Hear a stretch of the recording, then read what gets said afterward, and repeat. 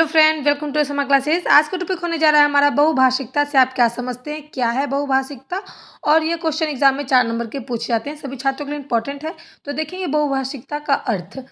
एक व्यक्ति, समाज या समुदाय द्वारा दो या दो से अधिक भाषाओं का ज्ञान का प्रयोग करना या व्यक्तिगत स्तर पर किसी भी व्यक्ति की भाषा सीखने की क्षमता को दर्शा सकता है।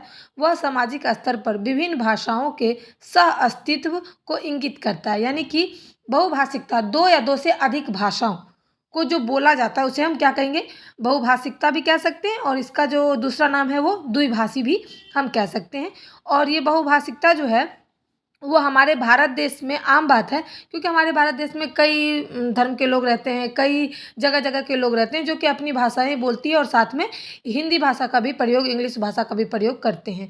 तो इसलिए एक भाषा से जब दूसरा भाषा आया तो उसे हम क्या कहेंगे, द्विभाषी या फिर बहुभाषिकता। ठीक है।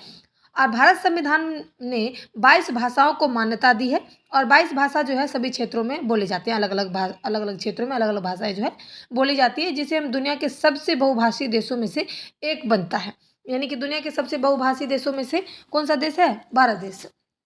तो ये जो है बहुभाषिकता है और यहाँ पर कई भाषाएं बोली जाती है, जो कि आम बात है। एक दूसरे को बात समझने में, समझाने में, बातचीत करने के लिए द्विभाषा होना बहुत ज़रूरी है। बहुभाषिकता से अलग अलग संस्कृति के लोगों से बातचीत की जा सकती है। यानी कि अगर हम अलग सांस्कृतिक हैं, वो अलग सांस्कृतिक के हैं, तो हम एक दूसरे से बात कर सकते हैं हिंदी भाषा के माध्यम से। ठीक है, वहाँ पर हम तीसरा भाषा का प्रयोग कर सकते हैं। उसके बाद आता है बहुभाषिकता से भाषण, लेखन और पठन में एक भाषा से दूसरी भाषा में आसानी से बदला जा सकता है। यानी कि कोई भी भाषा को अगर हम गूगल पर या फिर चैट जीपीटी पर डालते हैं और उसे कहते हैं इस चीज़ को इंग्लिश में कन्वर्ट करें, हिंदी में कन्वर्ट करके दे, तो वो उस भाषा से लेकर हिंदी भाषा में कन्वर्ट करने का काम कर देता है। वैसे ही बहुभाषिकता से कई भाषाओं के प्रति सम्मान का भाव पैदा होता है। यानी कि अगर हम एक भाषा में दूसरे भाषा से बात करते हैं तो उसके प्रति सम्मान का भी भाव रखते हैं और अलग अलग सांस्कृतिक की समझ भी विकसित होती है।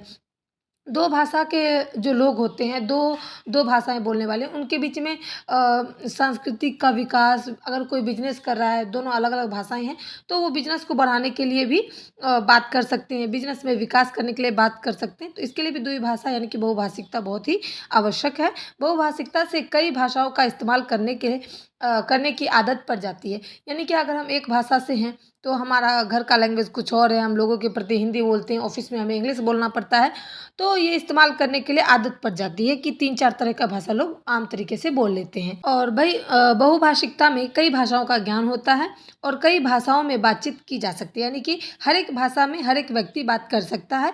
और एक एक व्यक्ति अगर हिंदी समाज से है और वो इंग्लिश सीखना चाहता है तो उसके लिए वो स्किल्स का भी काम करता है, यानी कि भाषा को सीखने का भी काम करता है। कि बहुत लोग हिंदी हैं, भारत देश में रह के हिंदी भाषा बोलते हैं और बाहर जाने के लिए उन्हें इंग्लिश पढ़ाई करनी पड़ती है, इंग्लिश बोलनी पड़ती है। तो बहुभाषिकता जो है कई भाषाओं में बातचीत करने के लिए भी बहुभाषिकता का उपयोग किया जाता है, उसके बाद प्रयोग किया जाता है। उसके बाद आता है द्विभाषा जो है वो संपर्क में भाषाएं भी कहा जाता है, यानी कि आपस में बातचीत करने के लिए भी संपर्क भाषा भी कहा जा सकता है। बहुभाषिकता का योगात्मक एवं घटावशील, संतुलित या प्रभुत्वशाली या फिर अनुक्रमिक या फिर युगपत जैसे प्रकारों में बांटा जा सकता है। यानी कि एक भाषा को कई तरीके से बांटा जा सकता है। और बहुभाषिकता से बच्चों के कई भाषाओं का संज्ञानात्मक विकास में मदद मिलता है। अगर हम अपना जो व्यवहारिक भाषा बोलते हैं, जो हमारा मातृभाषा है वो बोलते हैं, तो बच्चे को और भी चीज़ सीखने के लिए कई भाषाओं का उपयोग करना पड़ता है, प्रयोग करना पड़ता है। बहुभाषिकता के प्रकार हैं, जैसे व्यक्तिगत बहुभाषिकता। जब कोई व्यक्ति दो या अधिक भाषाओं को समझता है और प्रयोग करता है तो उसे हम क्या कहेंगे, व्यक्तिगत बहुभाषिता। यानी कि एक व्यक्ति दूसरे व्यक्ति से दूसरे लैंग्वेज में भी बात कर सकता है, दूसरी भाषाओं में बात कर सकता है। उसके बाद आता है सामाजिक बहुभाषिकता। जब किसी समाज, क्षेत्र या देश में कई भाषाएं बोली या फिर समझी जाती है उसे हम क्या कहेंगे, सामाजिक बहुभाषिकता। एक समाज में कई धर्म कई क्षेत्र के लोग, देश में कई भाषाएं बोलने वाले लोग रहते हैं और एक दूसरे की बात को समझते हैं और अपनी बात को समझा पाते हैं और दूसरे लैंग्वेज में, दूसरी भाषाएं में, तो उसे हम क्या कहेंगे, सामाजिक बहुभाषिकता। ठीक है। अब देखेंगे तीसरा है आधिकारिक बहुभाषिकता। जब कोई देश या फिर संस्था आधिकारिक रूप से एक से अधिक भाषाओं को मान्यता देती है, जैसे भारत में हिंदी और अंग्रेजी के साथ कई क्षेत्रीय भाषा हैं। यानी कि हिंदी अंग्रेजी तो सभी क्षेत्र के लोगों को बोलना आना चाहिए और सुनना आना चाहिए, पसंद करना लोग बोलते हैं, समझते हैं। लेकिन क्षेत्र में, यानी कि गांव टाइप जो लोग हैं, जिधर गांव के क्षेत्र हैं, गांव है मतलब, उधर की मातृभाषा अलग है। लेकिन भारत सरकार ने हिंदी और इंग्लिश को आम भाषा बनाई है, ताकि सभी लोग इस भाषा को प्रयोग करके एक दूसरे की बात को समझ सकते हैं। और गांव में हर एक तरह के लोग रहते हैं, हर एक लोग हर एक भाषाएं का प्रयोग करते हैं। तो देखते हैं कि सामने वाला दूसरे समाज से आया है, दूसरे देश से आया है, फिर हमारे दूसरे क्षेत्र से आया है, उनको हमारी भाषाएं नहीं समझ में आती है, तो उस बीच हम हिंदी या फिर इंग्लिश भाषा का प्रयोग करते हैं और एक दूसरे में संपर्क को बढ़ाते हैं। वही है हमारी आधिकारिक भाषा बहुभाषिकता कह सकते हैं। बहुभाषिकता को हम द्विभाषा के नाम से भी जानते हैं। तो द्विभाषा भी अगर पूछे कि द्विभाषा से आप क्या समझते हैं, तो आप सेम उत्तर देंगे।